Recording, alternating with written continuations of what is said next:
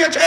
খোদার কসম করে বলছি, কোন কওমের কোন একজন আলেম কারো দালালি করবে আমরা সাধারণরা মানতে পারি না।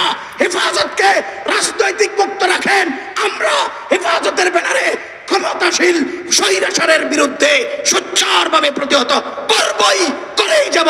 কারো দালালি আমরা সহ্য করব না। আমার আফসোস লাগে, আমার দুঃখ লাগে, যেসব উলামায়ে কেরাম সামান্য সংসদের আসনের জন্য মির্জা ফখরুলদের সাথে আঘাত করে ঐক্য করে, সেই সব আলেমদের প্রতি আমাদের ঘৃণা, আমাদের ঘৃণা, আমাদের ঘৃণা।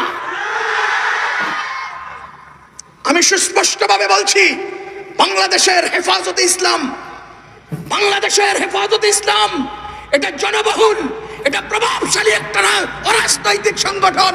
এই অরাজনৈতিক সংগঠন থেকে সমস্ত রাজনৈতিক পরিচয় ধারণকারী নেতাদেরকে আউট করেন, সরিয়ে দেন। হেফাজত নিয়ে টানা হেঁচড়া আমরা সহ্য করতে পারি না।